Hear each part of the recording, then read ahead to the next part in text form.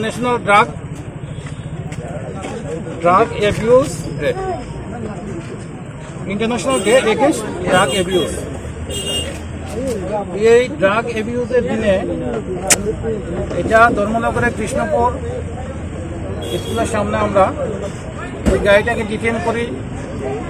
এই গাড়িতে আমরা তল্লাশি চালিয়ে টোটাল 17টা কেসে 200 গ্রামের থেকে বেশি আমরা ড্রাগ পেয়েছি।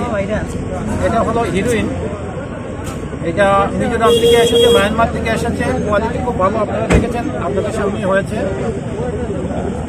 যেটা কালোবাজারের মূল্য 2 কোটি টাকার থেকে উপরে আছে। আমরা এই গাড়ি থেকে, গাড়িটা নতুন দেখছেন আপনারা, গাড়িটা কোনো নাম্বারই পড়েনি। এই গাড়ির থেকে আমরা 2 জনকে অ্যারেস্ট করেছি। একজনের নাম হলো জাবেদ আলী, আরেকজনের নাম হইল জয়দুল হোসেন। 2 জনের বাড়ি বক্সনগর সুনমুরা।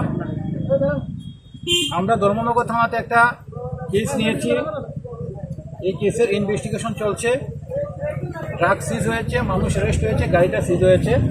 এবং এখানে আপনারা যারা দর্শক যারা আছেন, দর্শকদের উদ্দেশ্য, যেহেতু আজকে international day against drug abuse, তো সবার সঙ্গে বলেছি যদি আপনাদের কাছে কোনো খবর থাকে যুব সমাজকে নষ্ট করার জন্য ড্রাগ বাড়ানো, তাহলে আপনারা আমাদেরকে জানাবেন। গাইডের সাহায্য নিয়ে আমরা ত্রিপুরাকে নেশামুক্ত করতে চাই। গাড়িটা কোথা থেকে এসেছিল?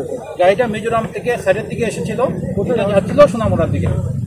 এটা অল্টারনেট রুটে যাচ্ছিল। গাড়ির কোন জায়গার মধ্যে রাখা ছিল? আচ্ছা, এটা আপনারা দেখেছেন গাড়ির সিটের নিচে এবং সিটের পিছনের দিকে। এটা খুব সুন্দর করে ওরা করে নিয়ে গিয়েছিল।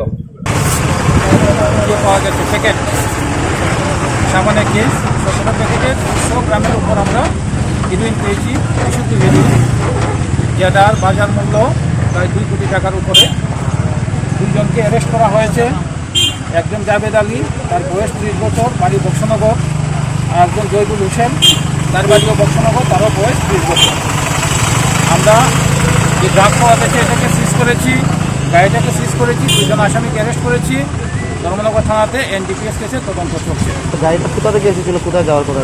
মিজোরাম থেকে এসেছিল এবং যতটুকু ওরা যেটা বলছে, ওরা কুয়াই অথবা তেলিয়ামুড়াতে গাড়িটা শিফটিং হতো, অতটুকু অব্দি তারা যেত, তারপর অন্য ড্রাইভার চলে আসতো।